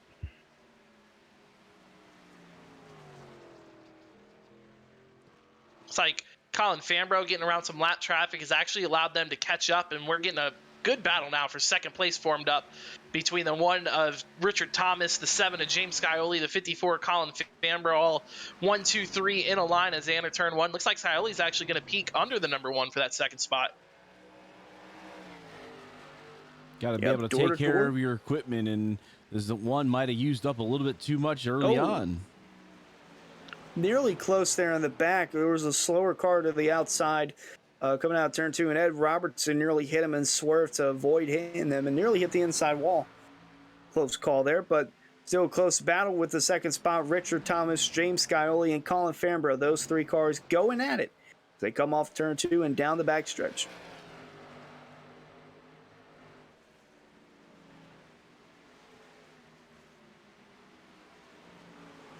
Still, what a race we've seen tonight between these drivers. Richard Thomas, James Scioli, Colin Fambro, all racing each other pretty hard. And honestly, Hunter, inside the top 5, it's been extremely clean racing for as hard as these guys have been going.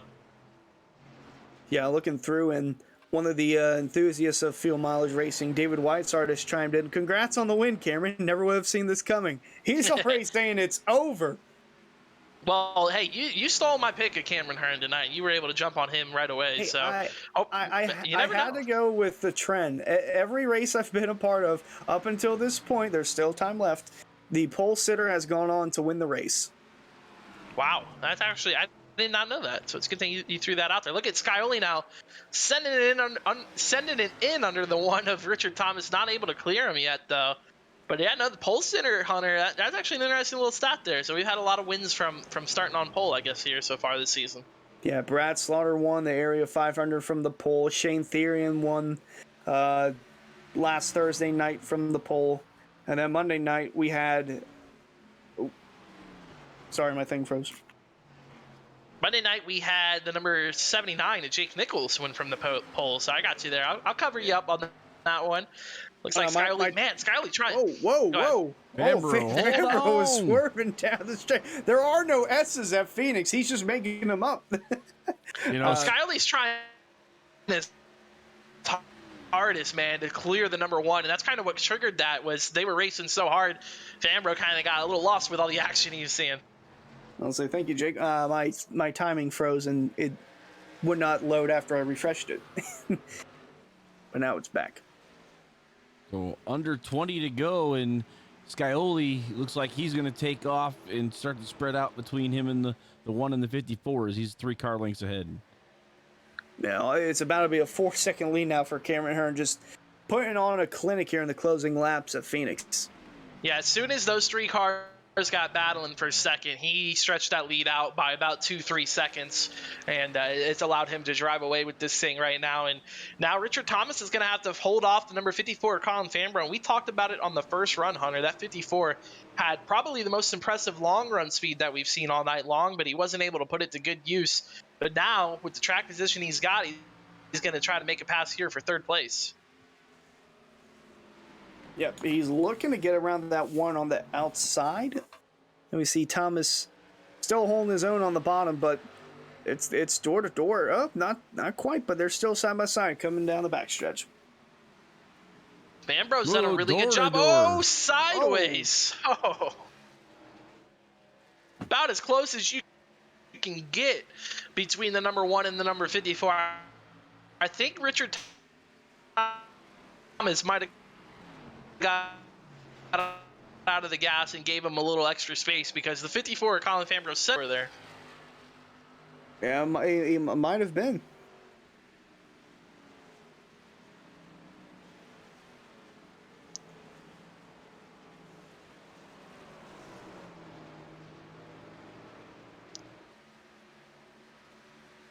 So just under 15 here. Well, less than 15 to go. New face in the top 5 here, Harold. Davey Hendricks in the 94. He's put together a pretty impressive run here tonight. Basically just biding his time. Teammates there. Yeah, biding his time. Teammates are like associated. Like, they got the podcast. Oh no, those two together. are teammates. Okay, teammates. Okay. Those two are teammates there. Yeah, that's Elwood Designs Esports there between the 94 and the 38. But you mentioned it, taking care of his stuff. Davey Hendricks biding his time, making methodical moves around the racetrack tonight, and also Shane Darren for that matter done the exact same thing, and that's why they're running in that 5th and 6th position respectively as we get down towards the end of this thing. Less than 15 to go.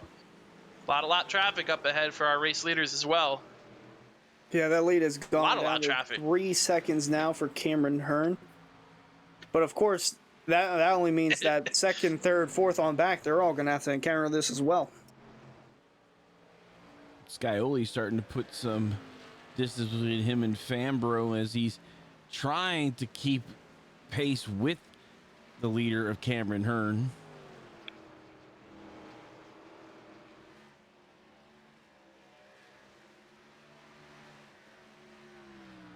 It's kind of leveled out at around that 3.2 second margin between race leader and second place. Here you got Danny Ware on your screen. Forrest Smith looking to break inside the top 10 in that number 84.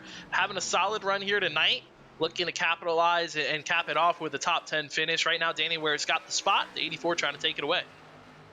Yeah, Danny Ware was running inside the top 5 at one point, but the Danny Ware fan page hoping that he can hold on to a top 10, although Forrest Smith continuing to challenge that number 18 car. So they roll off turn 4 and down the front stretch.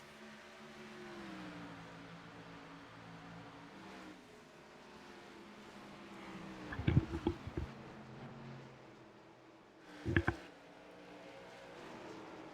lot of lap cars now starting to sprinkle through the top 5. Cameron Hearn, he gets around Andrew Santo. Now he's going to have to get around the number 5 of Garrett Grant, who was collected in that big crash we saw in the restart there in turn number 2.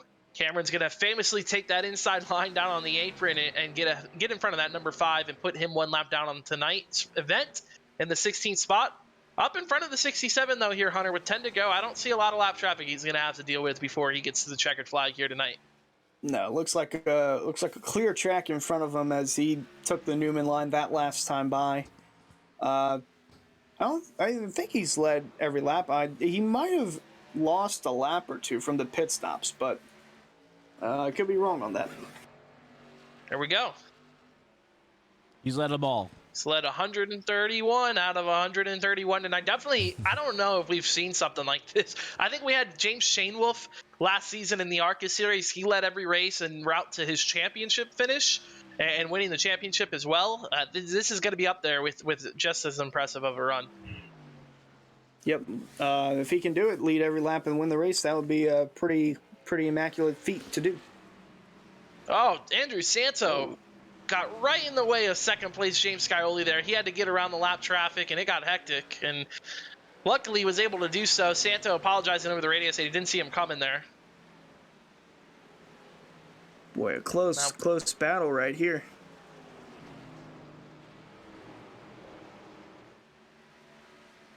That's actually Danny Ware in the 18 and the 02 of Eli Green.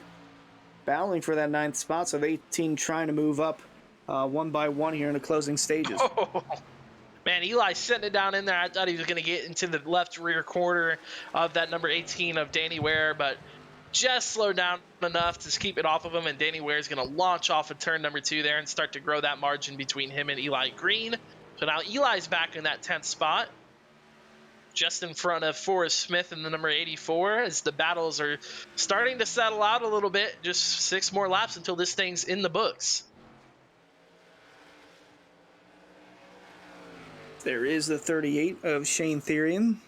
Looking to get a top 5 run. He's got the Davey Hendricks machine right in front of him, and towards the back we see a battle for 11th between Alan Elwood there, and then the number, I just had it on the tip of my tongue, the 11 of Joe Hazard. There on the bottom, making his first start tonight. We're now inside 5 to go, and the 67 starting to get a little squiggly there. Yeah, I got to give him some credit. He's put together a pretty impressive run tonight, has Joe Hazard in his debut. He's done a heck of a job trying to stay out of trouble. Yeah, one man that stayed out of trouble all night has been the 67 of Cameron Hearn, with 4 to go now, leading every lap up until this point. With a margin of over 3 seconds, it seems like 67 is on cruise control to victory.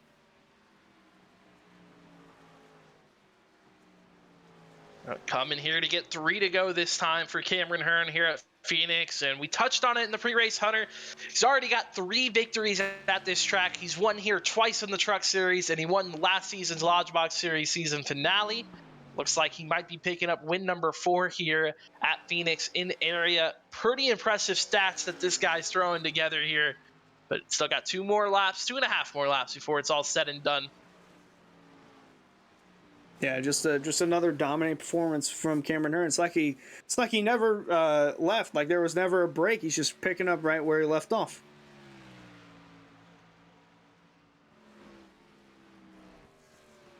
It's definitely been impressive, man. He's got something figured out with these Xfinity Series cars that he's just able to put together impressive runs after impressive runs, and definitely showing off the talent behind the wheel. That number 67. He's getting around the corner here. He's coming to take the white flag here, Hunter. Yep, white flag. One more lap at Phoenix, presented by One to Go Studios, as a little more battling goes on in the back, but it's no match for the 67 of Cameron Hearn, leading every single lap.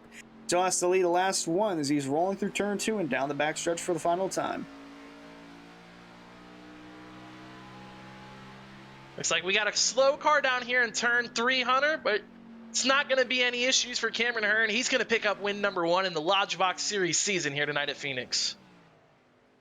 From start to finish, leading every single lap. So we'll see the rest of the field work their way through turn 4 and come to take the checkered flag, with James Scioli finishing second, Colin Fambro third, Richard Thomas fourth, and rounding out that top 5. Holding on to it is Davey Hendricks, again fifth.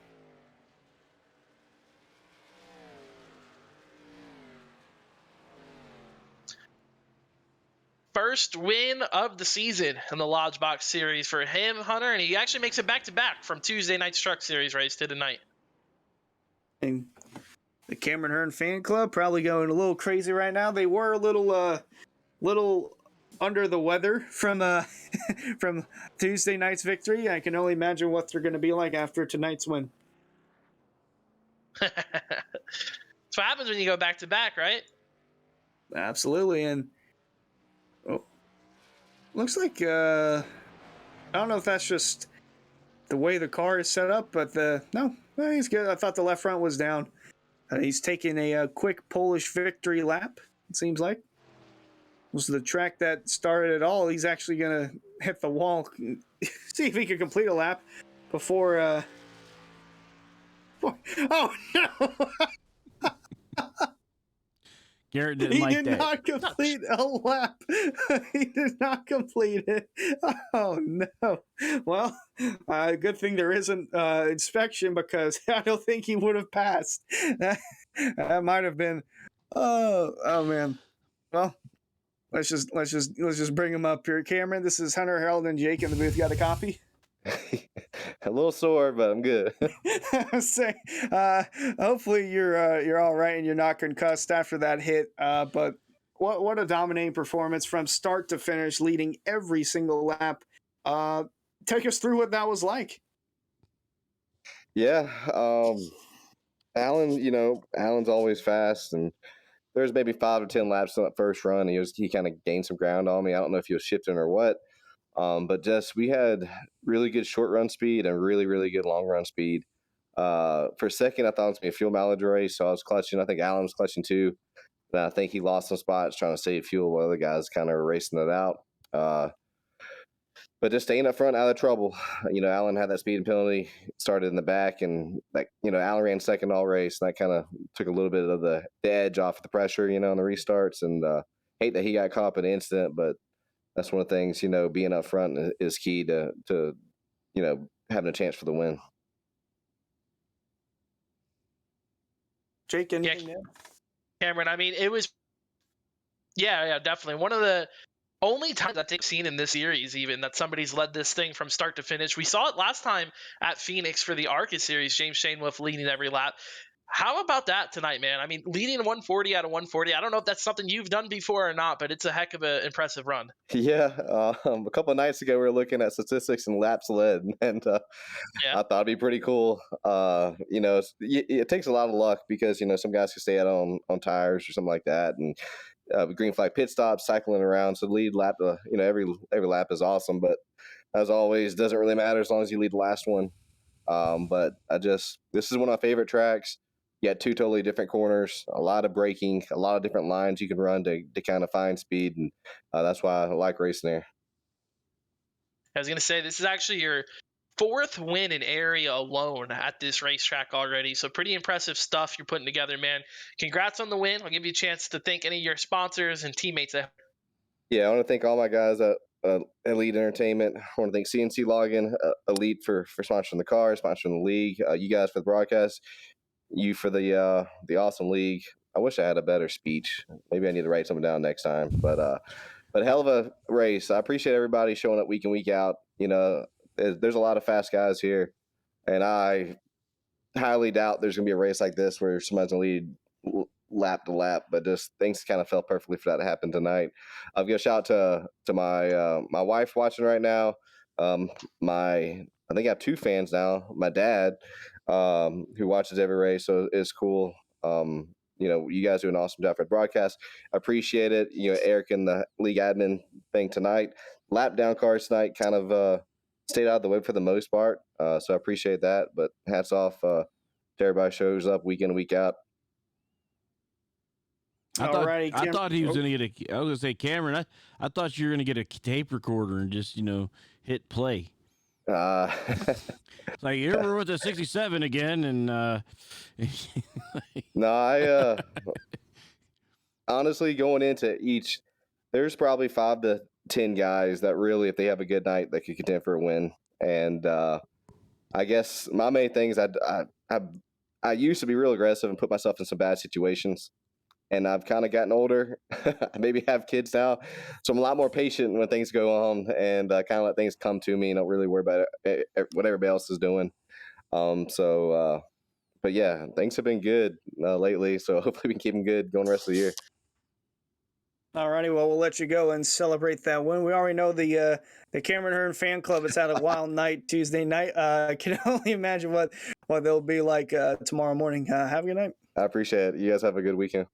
All right, you too. It is Cameron Hearn, your race winner. Now we'll move up to second place finisher, James Scioli. James, this is Hunter, Harold, and Jake in the booth. Got a copy? I got you guys. How you doing? Doing good. Other than Cameron Hearn dominating, it seemed like second place was the battle to watch. It seemed like Elwood would have it, but unfortunately he sped on pit road. Then it kind of opened up the door between you and the 54 car. Take us through what your night was like. It was pretty good overall. I was able to qualify up front, which was good. I never know how I'm going to qualify. That's definitely where I struggle, but I was able to qualify up front and keep it up there. And then on that second to last run after the first yellow, we were going to have a long run, and I don't know if they were saving fuel or what, but I was able to catch Elwood and pass him, and then I was actually right on the back bumper of Hearn. And then the caution came out. And then once the cautions came out, I was just trying to stay in second on the restart. And I did a good job on the first restart, was able to hold second. And then second restart, I let the one get by me. And I knew at that point I wasn't going to be able to have enough time to pass him. and then catch Hearn and pass him. So I just needed to try and stay in second. Wasn't able to do it, so that's kind of where I stayed. Yeah, James, it was a fun battle, like Hunter was mentioning there, between you, the 54, the number one there, even Richard Thomas got up in the mix. Talk to us about how this racetrack was tonight. It looked like it was a little difficult to pass, but you guys put on a heck of a show. Yeah, definitely tough to pass. That's just kind of the nature of Phoenix. The top has just enough grip to where the guy on the bottom, it makes it really tough, and it's hard to get to somebody's outside, so you got to try and get to their inside and just kind of wear him out like I was able to do to the one. Just kind of got to get on his inside and wait a couple laps and hope that you can clear him. It was definitely a lot more fun than the cup race, I'll tell you that. It was fun to get some green flag, a lot less cautions, hopefully more enjoyable for everybody watching. No, it was definitely more enjoyable than the cup race. A good bit of fresh air, seeing some good hard racing under green flag conditions. Got a solid second place finish there. Any shout outs you'd like to give out before you go? Yeah, first, Area iRacing, Lodgebox, and all you guys in the booth, thanks for sitting through the cup race, of course, and then this one was a lot better, so thanks to all you guys, and then big shout out to Rick's Hot Sauce and Bill Weishart Esports, and always like to shout out Elwood for the awesome paint scheme. Alrighty, well, that'll do it. Heck of a job out there tonight, James. Good job, man. Thanks, guys. That was second place finisher James Scioli. Now we'll bring up third place finisher Colin Fambro. Colin, this is Hunter, Harold, and Jake in the booth. Got a copy? What's happening, fellas? Doing pretty good. We at some point we knew that first wasn't going to be within reach for the rest of the field, and it seemed like second wouldn't either. But then a second caution comes out. Elwood has a speeding penalty. Then the next cautions right afterwards took him out with a wreck, and then I kind of opened the door for a second, and it looked like you were charging through the field especially after what happened last week. Kind of wanted to prove, hey, I still have race-winning speed, and it seemed like you did. Seemed like you did have race-winning speed tonight, coming home third. Yeah, we had a real good car. Those long green runs, I mean, obviously they're always fun races when you get long green flag runs like that. But if you got guys that are holding you up, you can't get by, and you can't, kind of close that gap. So, I think third was about the best we could do, especially with how tough it was to pass out there. I mean, you really had to have elbows out, pushing the car. I mean, I had the car jerk sideways. Tires were skipping across the track trying to pass guys, and just those first couple of guys were just so even. It was you had to really work on it. Yeah, Colin, it looked like tonight the big advantage for you over a couple of those other guys in the top five was the long run pace. We noticed you started back there in eighth, and that first green flag run where we ticked off 55 laps, you were able to drive your way all the way up inside the top five and then kind of work from there. I mean, talk to us about what you were doing on the long run that you think gave you that advantage over a couple of those other guys. Yeah, that's always my something I've been really good at, and I think it just pays dividends these long runs. But you just try not to kill your tires early. Some of these guys just go dive bombing it in there, and you can do that for a few laps, but then you kind of drop anchor and back up. So just try to take care of the tires. A couple of those guys got way out front, and it's one of those things where you're not going to catch them on speed because they're just too far out there. So the best you can do is to try and save your tires, pick off some guys when you can, and then hope for a timely caution that allows you to get up and then race with them. Well, you did race with them towards the later part. You slowly worked your way up, bringing home an impressive third place finish. Are there any shout outs you'd like to give out before you go? Yeah, I mean, I appreciate Alan Elwood for hooking it up on the paint. I had him swap numbers and do some things this offseason to that Coors Light car, and it looks sharp as ever. I've got a couple more to run this year as well, so looking forward to getting those on track. But yeah, appreciate you guys in the booth for doing what you do, Jacob for running the league. Think it's done very well, and yeah, that's it. I'm just having a good time. Alrighty, we'll let you go. Have a good night. Thanks. Oh, that was Colin Fambro, third place finisher. And we'll go ahead and get you your finishing results here for the Diamond in the Rough 140. There was one diamond that stood out from the rest, and that was Cameron Hearn leading every lap. Getting home the win. James Connolly second, Colin Fambro third, Richard Thomas fourth, and Davey Hendricks rounding out the top five. Shane Theory, last week's winner at Daytona, coming home with a strong sixth place finish. Ed Robertson seventh, Travis Beckner eighth, Danny Ware ninth, and rounding out the top 10 is Eli Green. Yeah, heck of a performance there between those guys up front. Alan Owen's going to bring it home with the 11th place run. Zach Schweisgood, solid run there. 12th place finish tonight for him. Joe Hazard's going to come home 13th. 14th, Forrest Smith in the number 84. And rounding out our 15th place is going to be Dustin Carroll, last car on the lead lap. Garrett Grant comes home 16th. 17th tonight's going to go to Rick Christensen. 18th tonight will go to Andrew Santo. And then 19th place going to Bryce Enesack, and 20th, Christopher Buds. Then rounding out the field, Adam Capps 21st, Kyle Smith 22nd, Ed Morris 23rd, Kyle Knapp 24th, Jacob Hudson 25th, and then Christian Martinez, Carter Coop, Ricky Harden rounding out the field.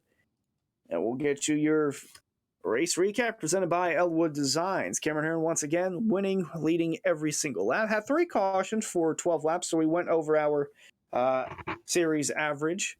28 drivers in the field with Cameron Hearn. Strocker with the fastest lap of the race with a 27.269.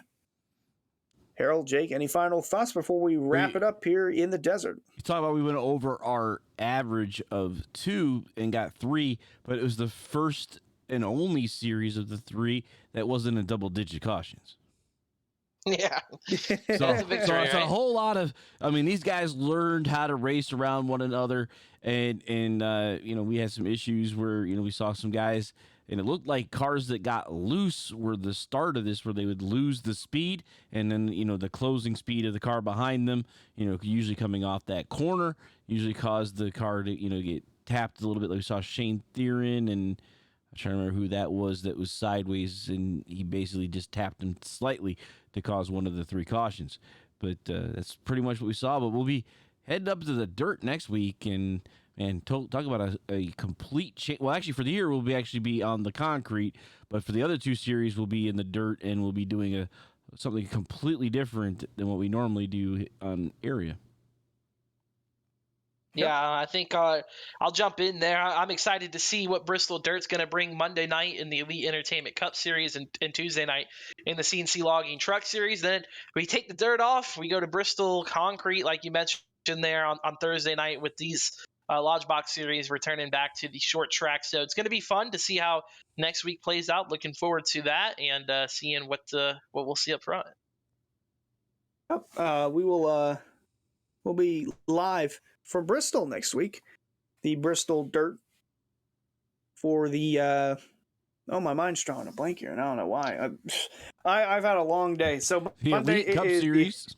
the Elite Entertainment Cup Series on Monday night. Tuesday night, the CNC Logging Truck Series, and a week from tonight, we will not be on the Bristol Dirt. We'll be on the Bristol Concrete, not asphalt, concrete for the Xfinity Series.